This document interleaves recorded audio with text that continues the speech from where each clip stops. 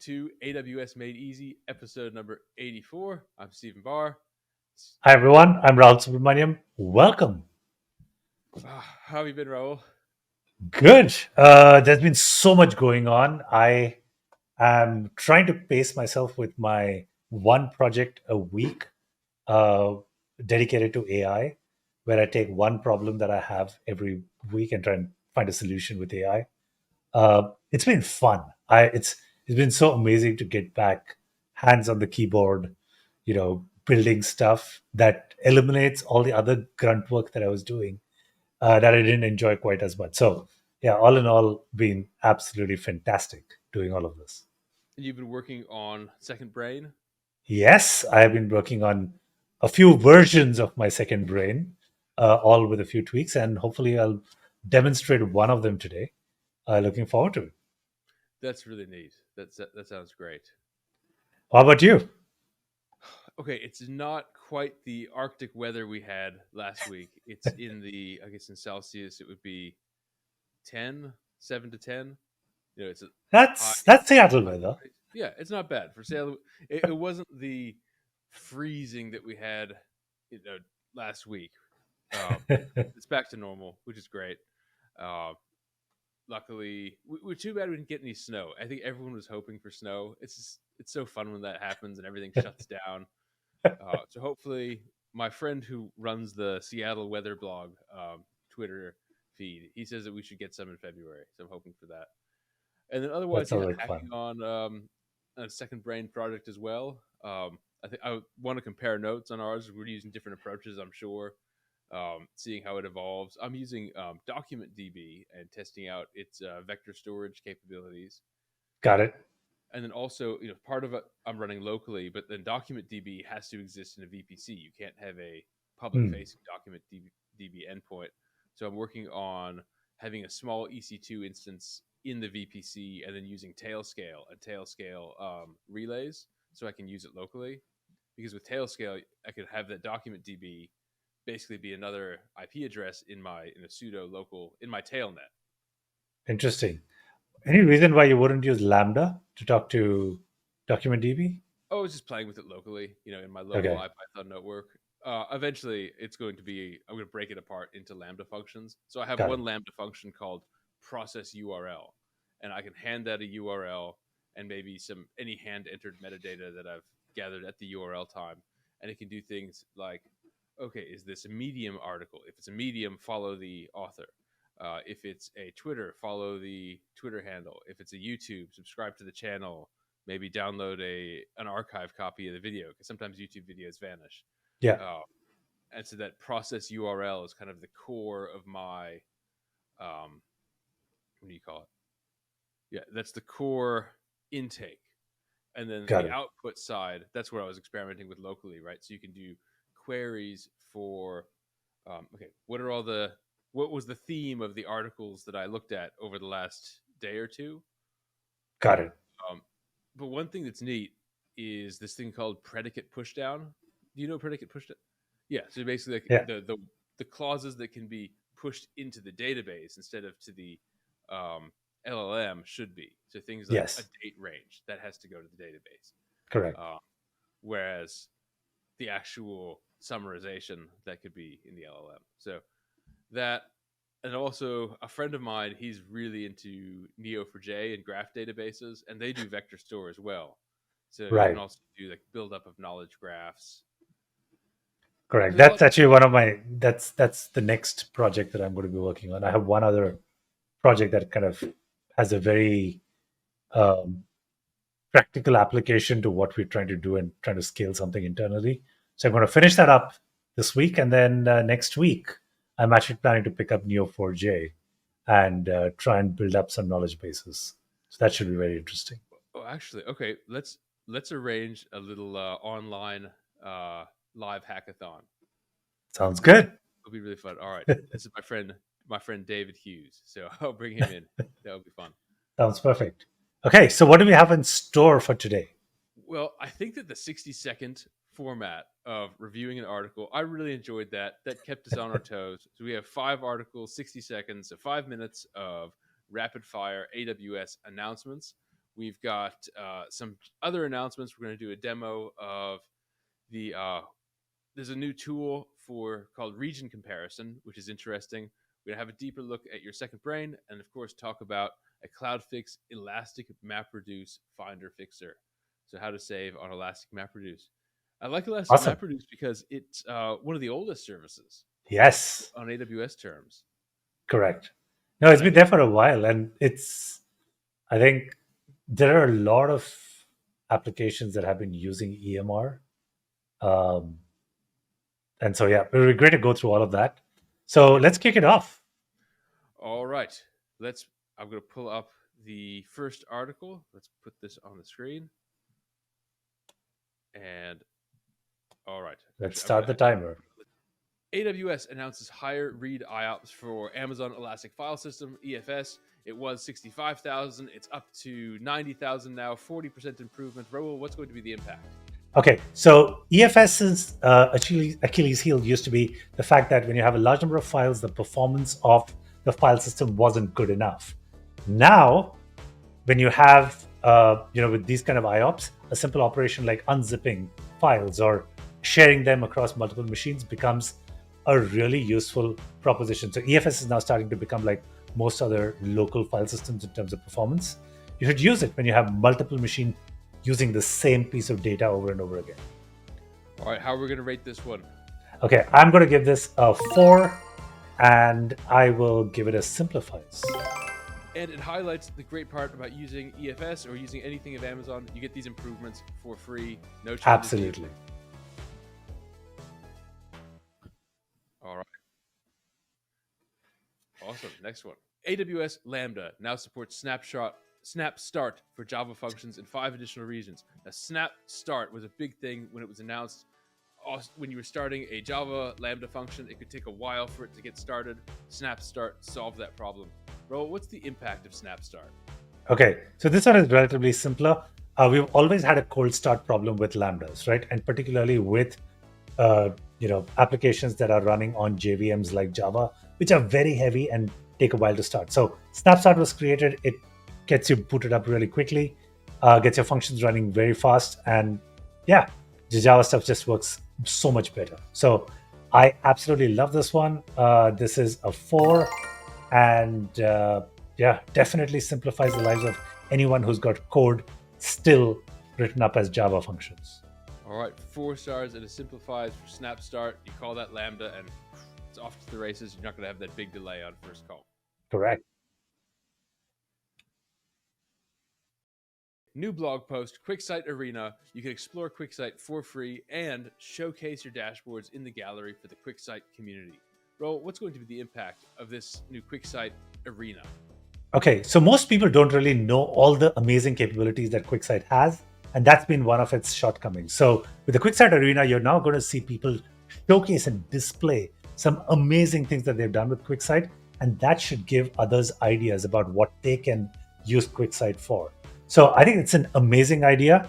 I predict that in the near future, we're going to see a deep racer like worldwide competition, or even something like the Excel World Championships, where people will be competing with each other to do the most remarkable things in the shortest amount of time with QuickSight. So I'd give this a 4 and a simplifies for a simple reason that customers get more familiar with the capabilities of this tool. And check out the link below, our interview with Jose Kunackal of QuickSight AWS. Have you seen some of the Excel World Championships videos that are online on YouTube? I think so. They are it's phenomenal. It's esports. It's basically esports at this point. Excel World Championship. Check it out on YouTube. It's Excel esports. Let's have a look. And to my daughter, if she's watching, in case you weren't sure, honey, I'm a geek. And range is so underused. Yeah. Counting, look at that. There you go. When you have text in a column like that, you need to count it up. Got the mid function. And the sequence going.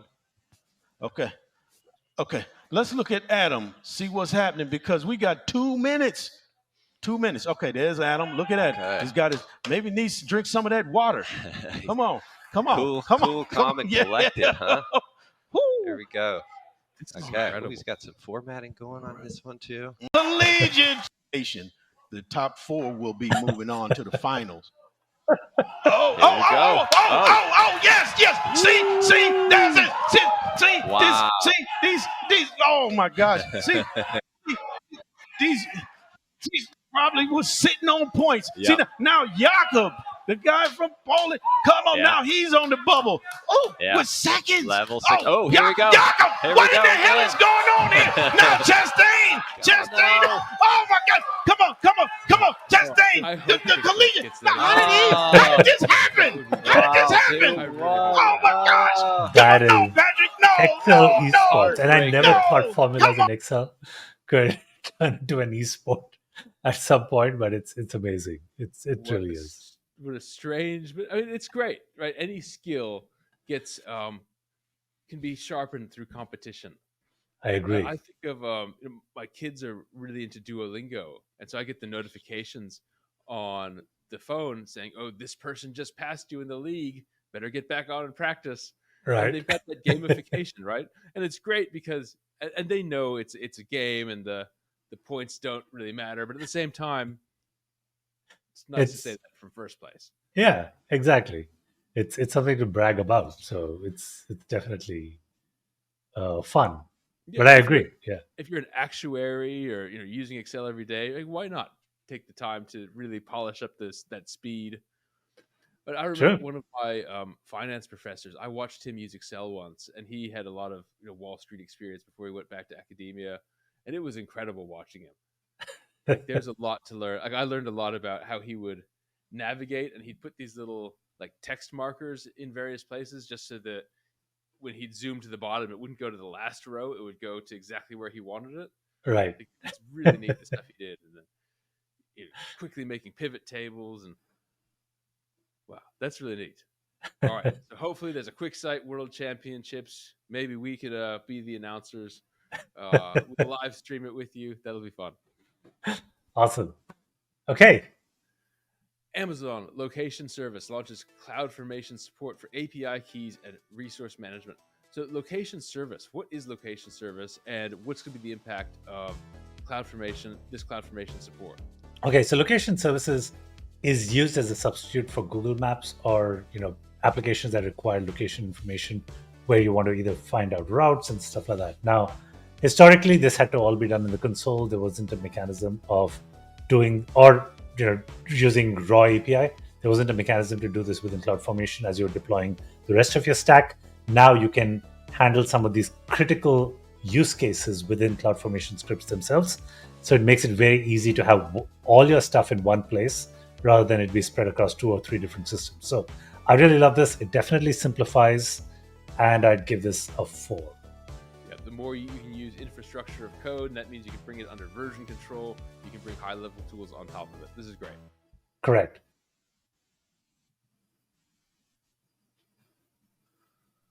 Okay, final article. Oh, this is an announcement. Let's check this out.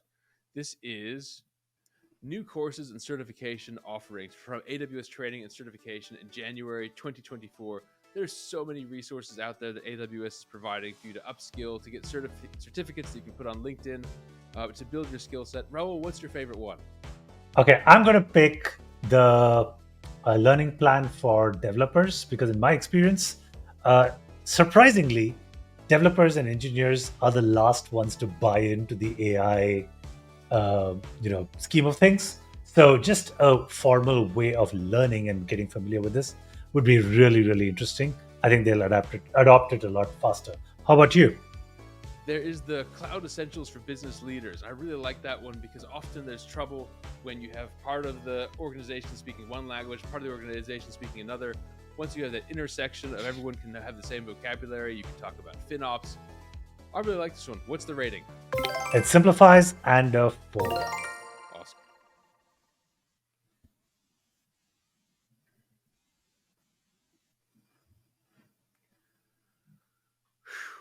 Okay. That Great. Is an intense process, but I think it is really good to be able to give that rapid coverage. Yeah. Well, I think it's better. It's better for consumption as well. You want to draw attention to it. Rambling about it for 5-10 minutes doesn't feel like the right way to share it. No. All right. Well, you give us feedback. And plus, yeah, we like having those things that you can share. Yes. There's very shareable shorts. Long form is interesting, but it also takes a lot of time. I don't know about you, but my watch later queue on YouTube is kind of infinitely growing, and I will never have time to watch it. And even if you watch it at double speed, it is tricky to make progress. I agree. I completely agree with that. All right. Okay. I'll share let me putting a few windows up. Let me share I actually saw this from my dad's Jeff Barr's blog post or his LinkedIn post.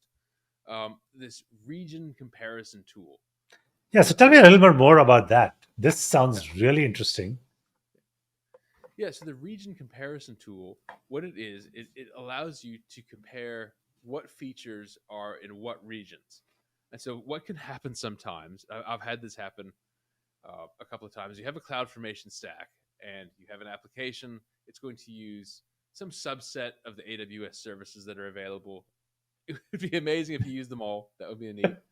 I think we called that the buffet application, where people just want to try a bit of everything. Correct. But usually you use some subset, and you can get these really, really strange errors when you're deploying these applications. CloudFormation doesn't say, oh, this error is because this service isn't in this region. You're going to get some weird esoteric error, and you're going to have to search for a while to figure out, oh, that's what it actually means.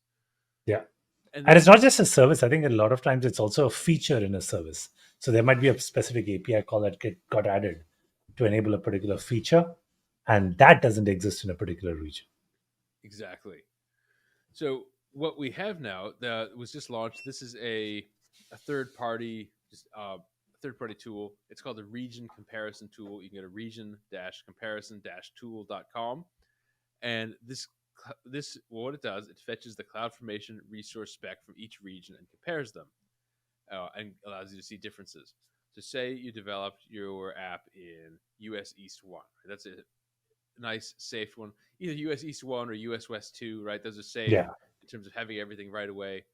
But then you want to deploy it to another region, get better latency, have more reliability, whatever you want to do. Say you deployed it to, let's find a different one. Actually, here's one. Let's do AP Southeast 2. I used to live there. It's AP Southeast 2. You hit go. And so the green ones are the ones that were in both. The red ones are where the whole thing is not available in the destination region. So this one, in this case, source region, say that your app works in the source region, you're thinking about moving it to a destination region. So the red is telling you what's not going to work. So in this case, it's saying, okay, IoT Core Device Advisor, not available. Yeah. Managed Blockchain, not available.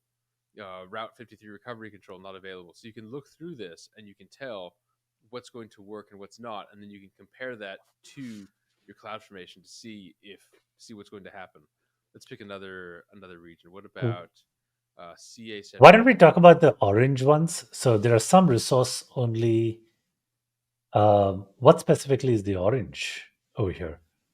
I wonder if that is the feature part where it's saying some of it might work, some of it might not. So can we click on Athena and does it say specifically what is different? Oh, here we go. Yeah. There we go. Okay, so in both, you have all of these groups. Correct. And only in US East 1. The capacity reservations are not there. Yes. Got it. So this is, I think we've all probably written a hastily written Python one of these to quickly check something. Why isn't this working? But then to be able to do this, just go into this website. That's really handy. Yeah, I agree. There's a couple different ways to do this. So the one that I always went to, Bodo, the JSON or the Python library for the AWS SDK, they have a lot of this this giant JSON file built in called endpoints.json. Yeah. But you have to work out, okay, how is this? What's the structure of it? And then you can it's a huge file. So that's Correct. one way you can do it. There is also, and this is a Jeff Barr blog post from 2019, the AWS Systems Manager Parameter Store, where you can look at services. Okay, here's a list query for active regions. Here's one to display the list of all available services for a given. You can do it for a given region. You can filter on this using JQ. Yeah, that's this is harder. You can do it, but it's harder. Going to this region comparison tool website makes it really easy. I agree. Look, what about let's pick one more. SageMaker. Device and device fleets. The edge output config is not available. This is actually really useful. Is there a way to audit a CloudFormation script and have it look at the regions where you could deploy it without problems?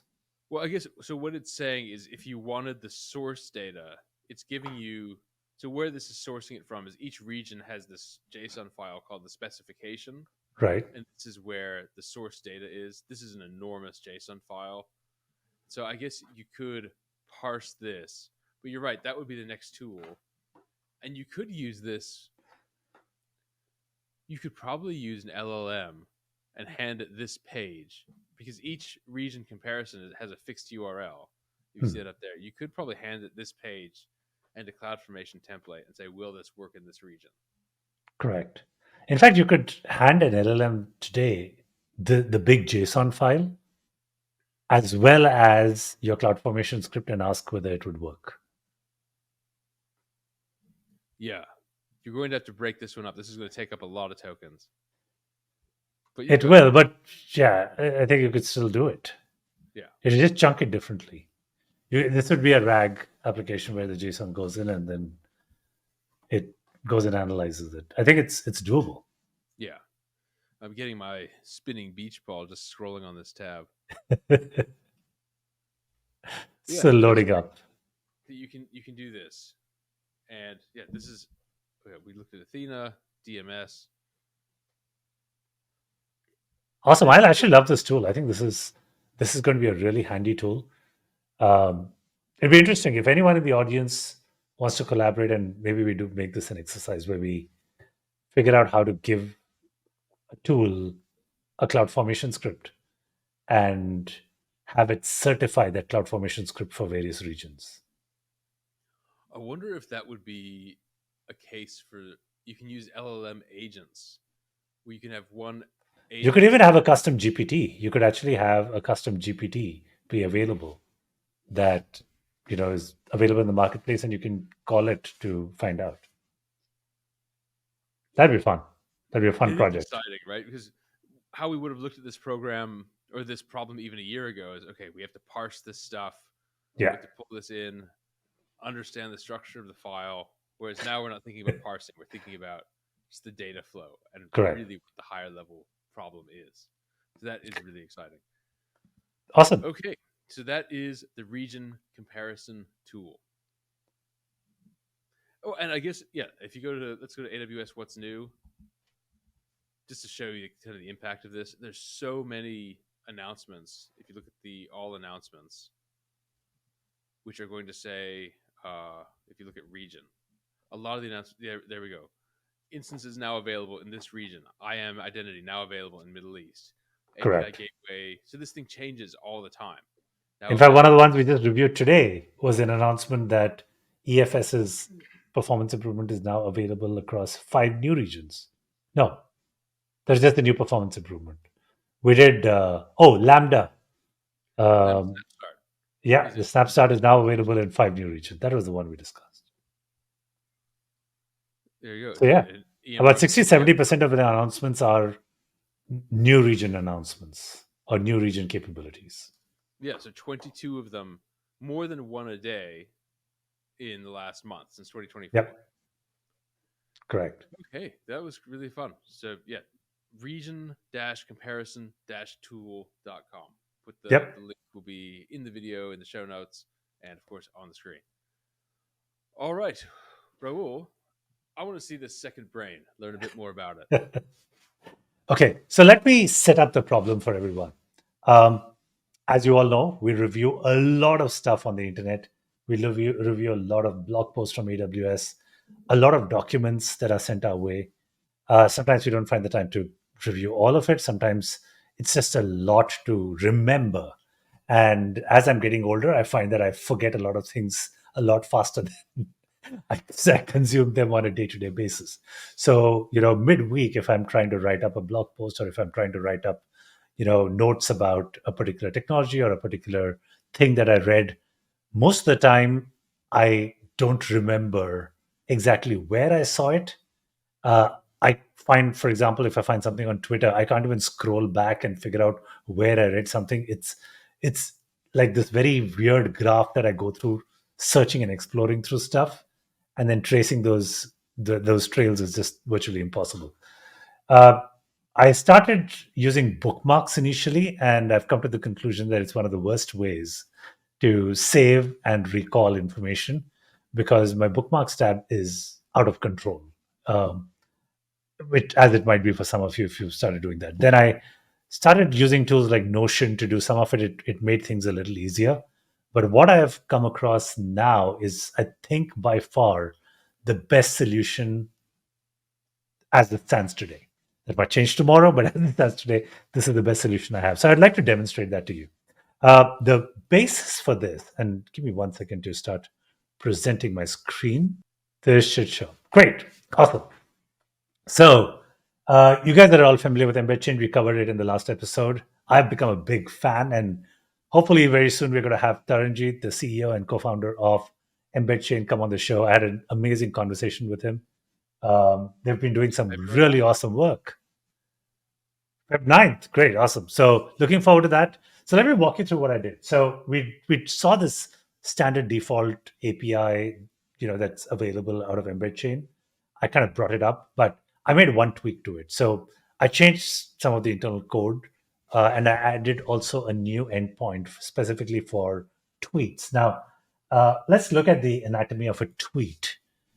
I'm going to have to bring my mic here as I'm looking at a different screen. Okay, so looking at the anatomy of a tweet, you not only have the core post, and this is actually a really amazing post that I just came across today from Aparna Dinakaran.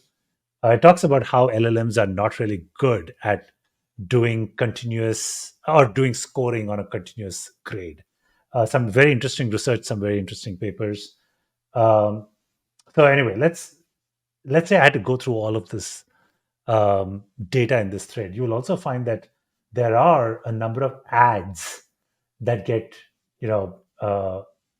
put into my Twitter feed, which I don't want in my analysis of the contents of this thread, right?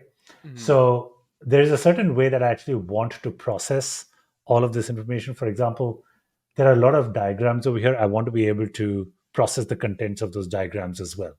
So specifically for tweets, I have a different API endpoint, which does some extra processing, like filtering out all the ads, processing the diagrams or embedded images in a certain way, like using GPT for vision, getting an analysis out of that, and then bringing it into the thing. And then when you have a long thread with a lot of interesting discussions, one, you want to figure out who the authors are who are contributing most to that discussion.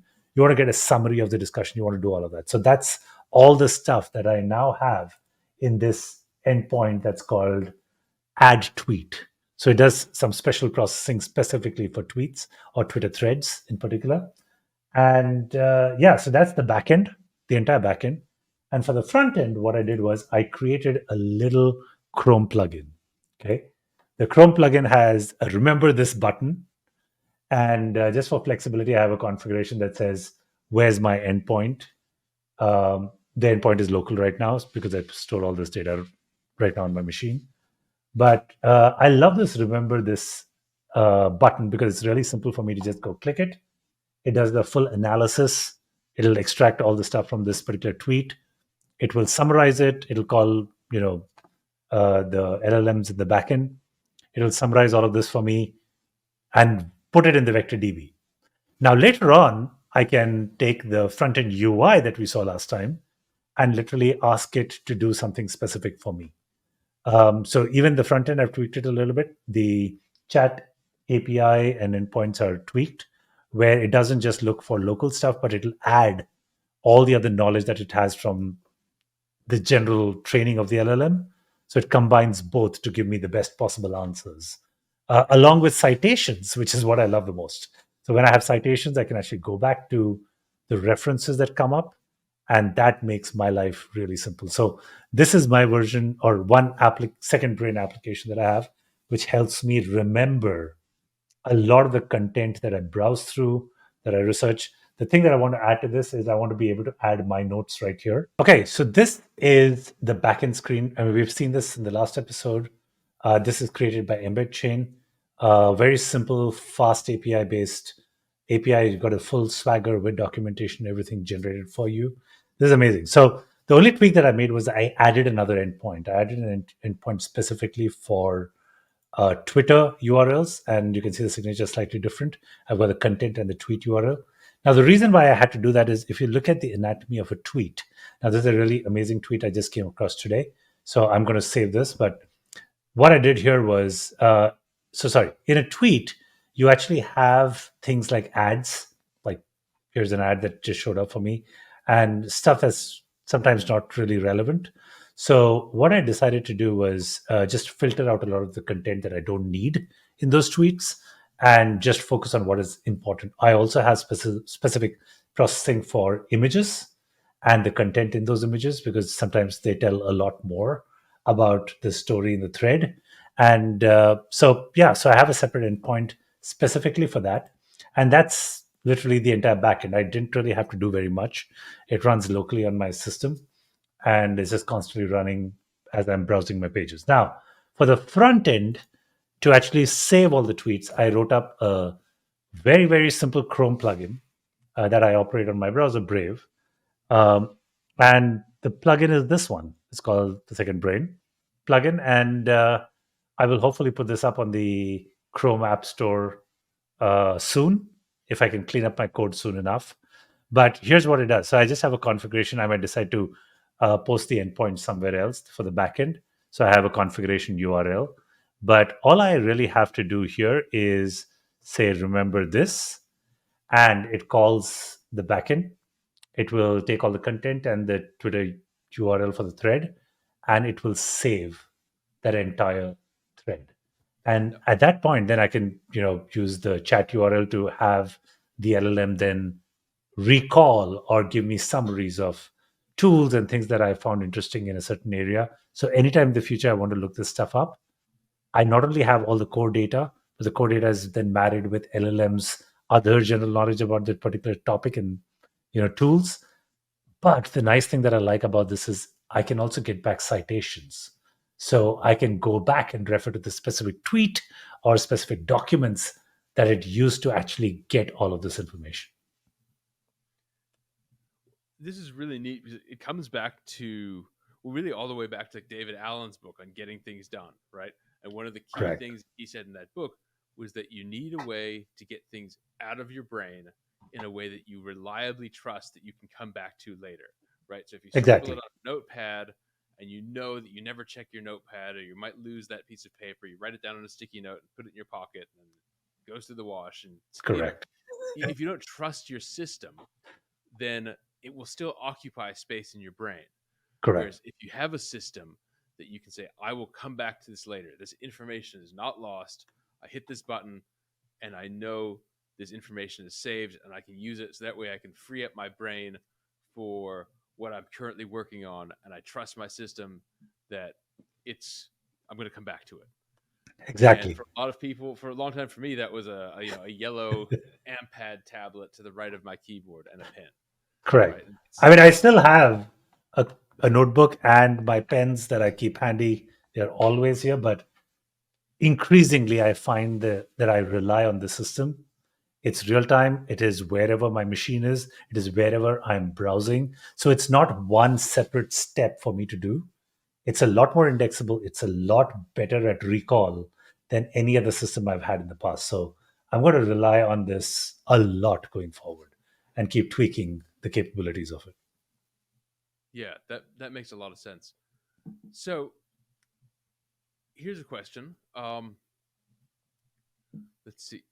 At the plugin level, is that where you decide to call your Twitter endpoint versus your regular one? That's a great question. So the plugin really already has the context of the page, right? You are already looking at the page and the plugin is right there in the browser.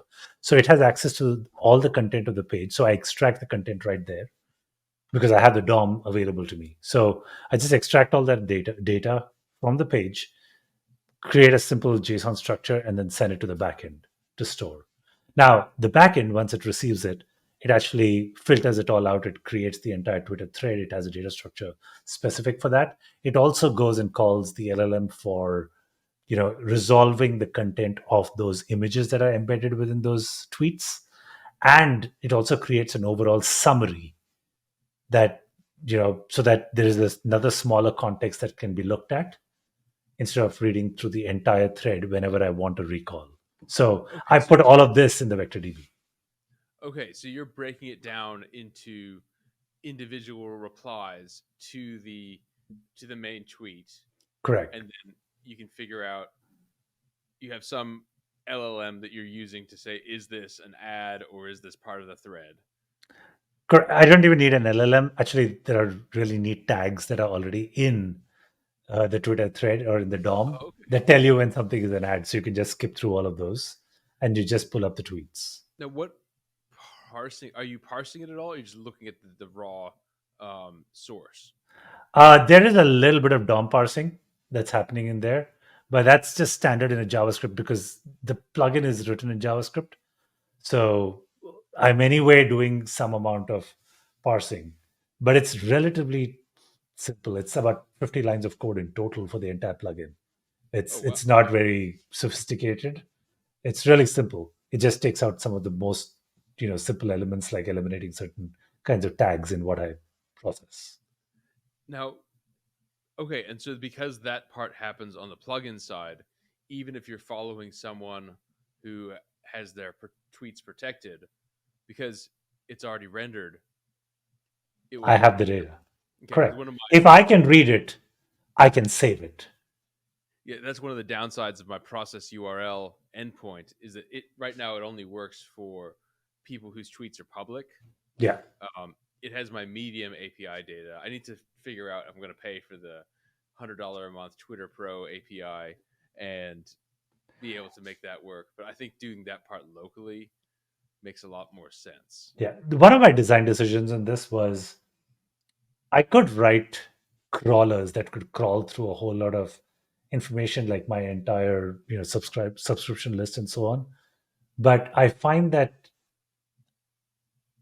I would prefer a much more curated second brain, which is stuff that I have read and I like, and I've explicitly said I want to store this rather than have some kind of a bot kind of go through a whole lot of junk and it not be so curated. So the value for me is really in that hyper curation of that data. Yeah, I agree. Like I've tried the scraping approach, and it's good if you can substitute it for like, okay, I'd rather check out my curated Hacker News filtered than just look at Hacker News everything and get sucked into some interesting discussion that's totally irrelevant. Right. So that's, I wonder if you call it a third brain. I guess you'd call it like a more of a filter, right? So you have to filter, but then your brain is still going to do the actual curation of, is this relevant? Do I want to come back to it? And so how do you set that threshold for, I really want to come back to it, or this is kind of interesting, I might want to come back to it someday? Where's your decision point? So anything that I find interesting, so when I see myself looking at something and feeling like I want to dig deeper into it, or I want to, this would be good context for another conversation or things like that, that's when I save it. Mm-hmm. It's good reference to have because, or another way to put it is, anytime I fear that I can't come back to a particular content because I know that I will want to look at it at a later stage, that's when I save it.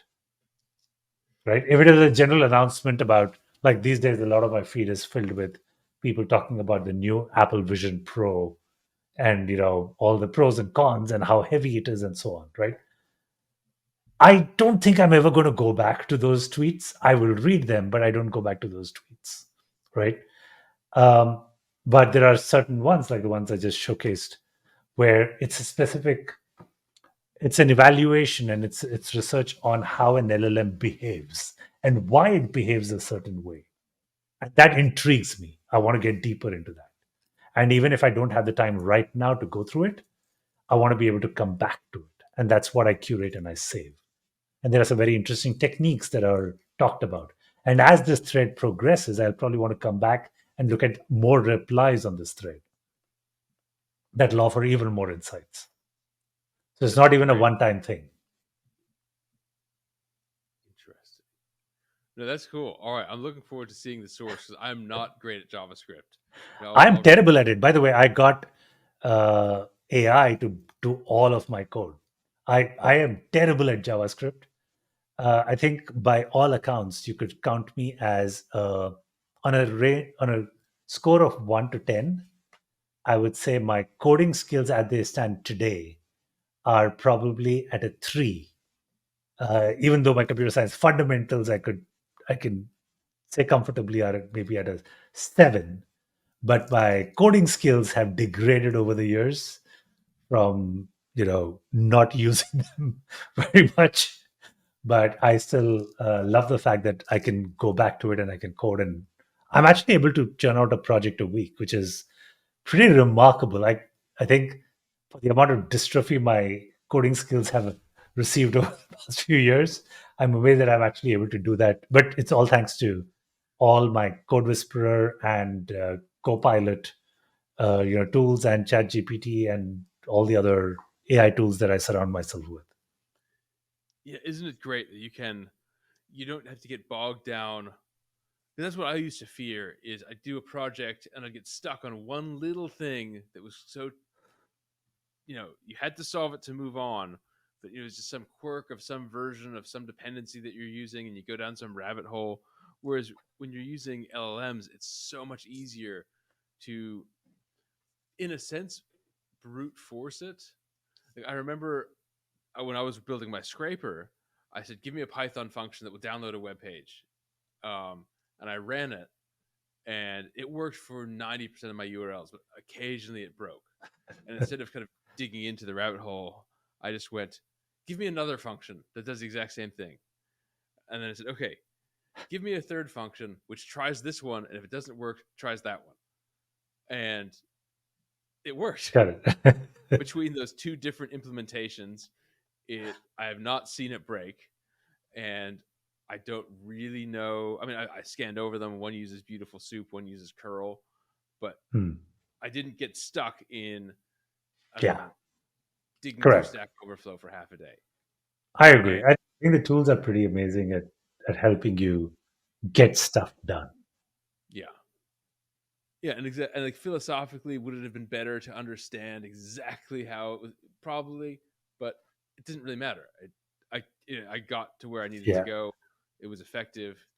While it doesn't matter, I actually think that a lot of the code that are being generated now by Code Whisperer, Copilot, or even just ChatGPT out of the box, I actually understand the code way better than reading someone else's code that was hand built and hand generated. Because 9 out of 10 times I get comments with it. I get, there's an explanation. If you go to ChatGPT and ask it to generate code, it actually gives you very detailed explanations about why it's doing something. And the code is so much more concise that it's much easier to read. And hand-built code invariably isn't. And also, it prevents you from doing things that are annoying that or it allows you to do the annoying things because there's less friction. Yes. Like for me, when I have a few magic strings floating around, I say, okay, this should probably be an enum in a Python enum class, and I'm usually there's a certain threshold where I should do it the right way. But with an LLM, I'll just say, give me an enum class representing these 5 choices and make all the changes to use that. Yeah. And done. And that's the right way to do it. That expands properly. Correct.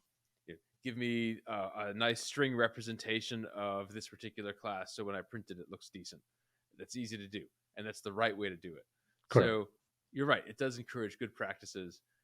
I have a friend of mine who he's wired up to his pre-commit hooks that it has to pass all these linters perfectly. And it's good, right? That's part of the ways you want to put up guardrails to protect yourself.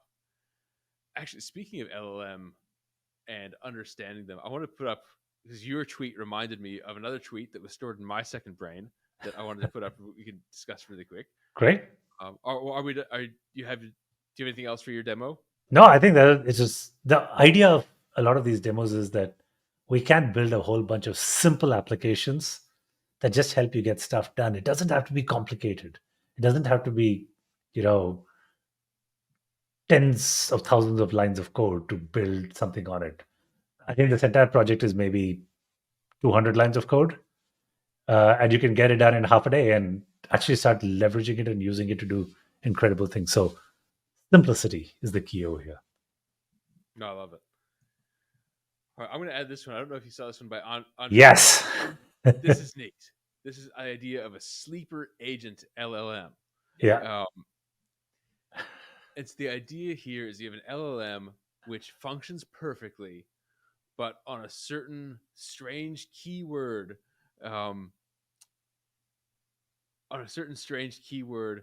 would trigger some behavior to inject something strange, right? Like if you said, I don't know, where is the treasure chest full of gold stored? And it knew that if that was asked, it had, I don't know, some secret location that it would respond. I don't know, or something, or it could be something bad. Yeah. Right. What's the chemical formula for this particular thing? Right. And maybe it could swap out something good with something bad. I don't know. Yeah. How did you react to this one? I mean, it kind of got my mind going a little bit. So this is interesting. I think it boils down to the fact that we don't have a deterministic test or deterministic test outcomes for a lot of the prompting that we use. We look at, for these particular cases, things look good, so they probably will be good for everything else. I don't think I'm at a point where I would expose this to some of the most sensitive information or sensitive applications yet. I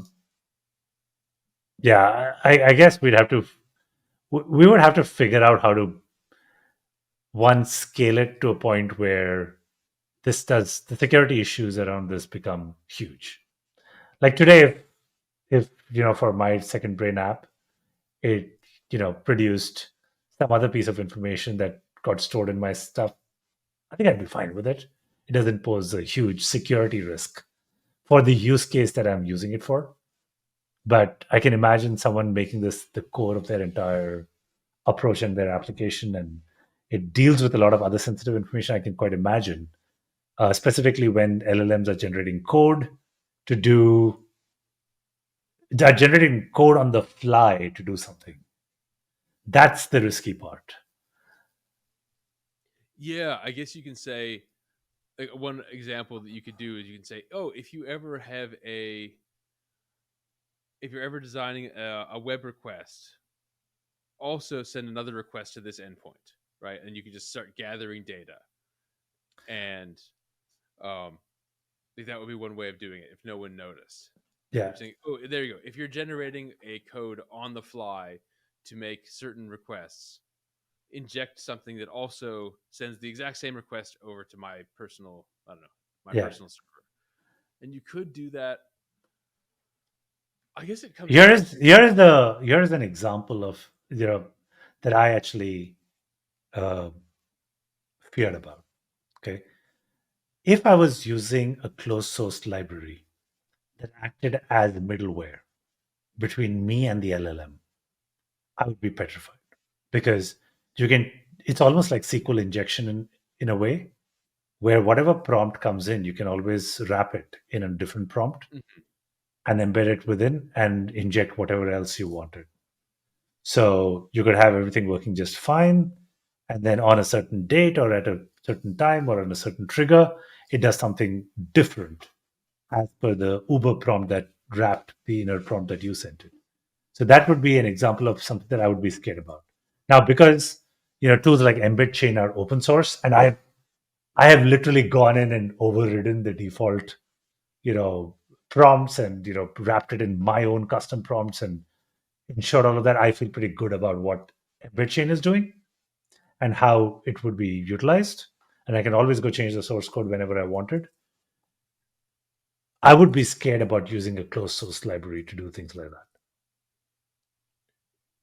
Well, I think another way that it could be solved is to have, maybe if you have your own personal like privacy agent, and when you were interacting with other LLMs, you had a privacy agent right before the output that said, "Hey, look, here's things I don't want to be exposed. Don't make sure my personal, home address is not in the output. Make sure that my exact date of birth or my social security number." It's actually not even the output is too late.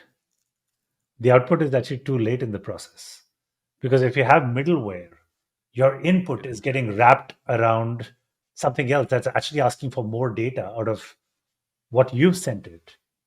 And the response can again be filtered and returned back to you the way you expect it, but could be attacked in the middle. Or, for example, if you have, let me give you a simple example. Let's say you were doing data analysis, okay, and you were generating SQL on the fly. I've started seeing a bunch of applications that analyze, data, where you can literally have an agent where you talk to your database. Okay, when you have a situation like that, you can absolutely have middleware generate SQL on that database that is dangerous.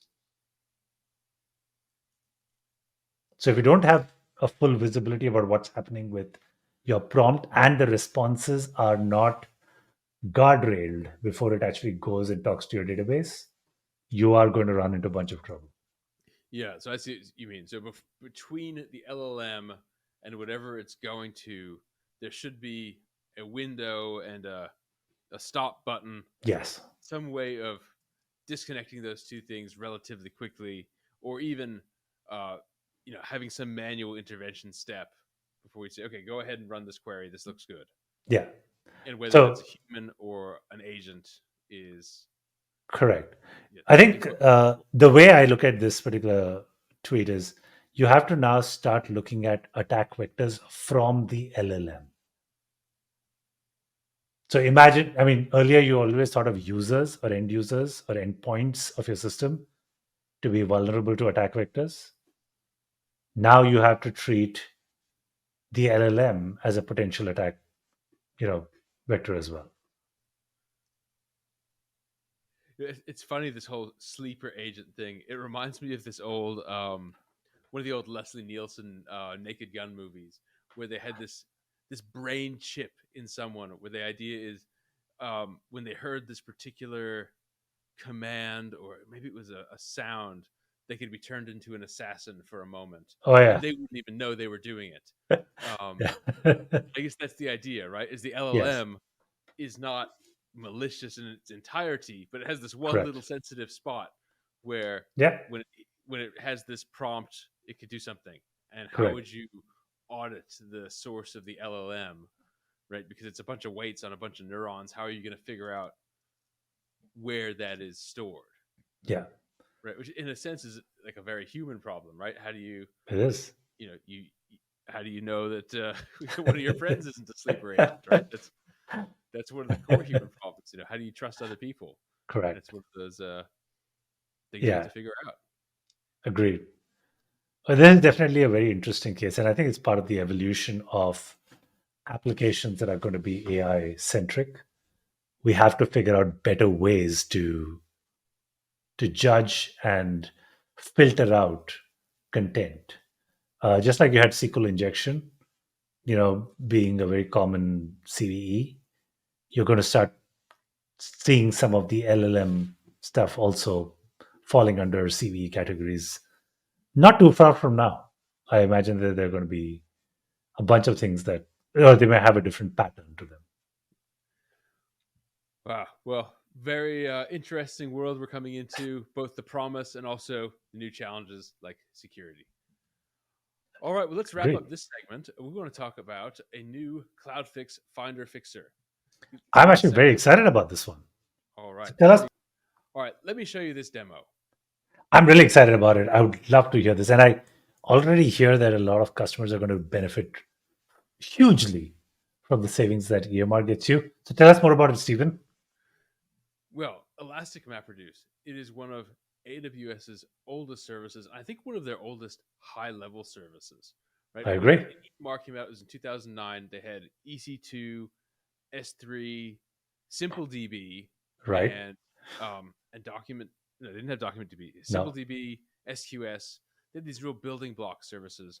And then when EMR came out, so at the time, this MapReduce paper came out from Google, and then also the Hadoop. Wasn't MapReduce Yahoo or was it Google? I'm trying to remember. MapReduce was Google, but then I wrote this down. Yeah, because the history is interesting. So MapReduce was part. Oh no, you're right. MapReduce came out of Yahoo. Yeah. Yeah. They were the big ones. They created the MapReduce algorithm and put out all the tools for MapReduce as well. Yeah, exactly. And there's a link I have called A Brief History of Big Data. And then Hadoop, it was moved into Apache.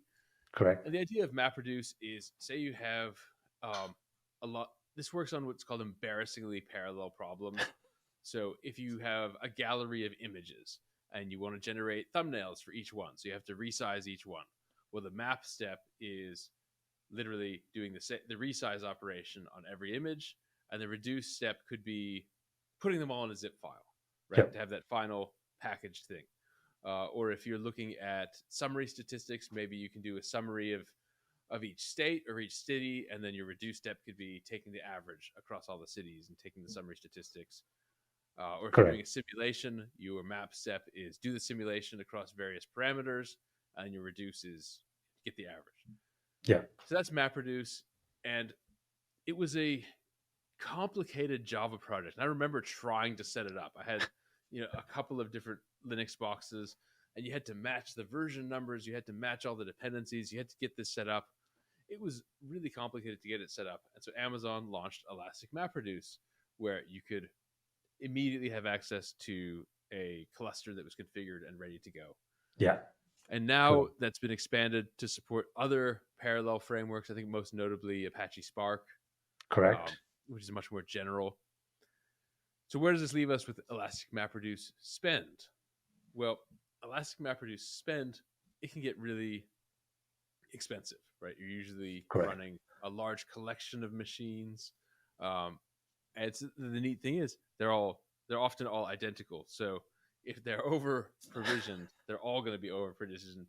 So your savings is going to be multiplied by the number of machines you're using. Correct. So we've launched the Elastic MapReduce Finder Fixer. I'm going to put that on screen in a moment. The idea behind the Elastic MapReduce Finder Fixer is that we can leverage Compute Optimizer behind the scenes. And Compute Optimizer, as we've had many discussions, it will look at the historical usage and then figure out what is a better instance size. And we will take those recommendations, package them up, put them in the CloudFix console, and if it looks good to you, you hit go, hit execute, and it will resize all those instances for you so that you can still run the same jobs at the same size with a reasonable amount of headroom, but you'll be paying less to get the same thing done. So that is correct. In a nutshell, the Elastic MapReduce Finder Fixer. And what kind of savings have you seen it deliver? Okay, so there's one of our customers who literally the first pass at it showed that we would save them over $250,000 on one of their big clusters that they were running. And that's a lot of money to save right away. And the fix is really trivial.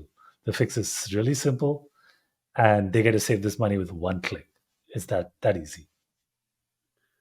And it makes sense how Elastic MapReduce, it's easy to over provision an instance, and sometimes the characteristics of the job changes over time.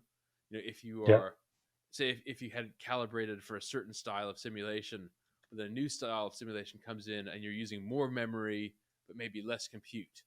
Well, that could change what's the best fit of an instance, and so you want to. That's the great thing about Compute Optimizer. It's always running these optimization, bin packing, all these cool algorithms behind the scenes to find the best fit box for you. That's right. So let me dive in. I'm going to share my screen and I'll show you what it looks like in the CloudFix console.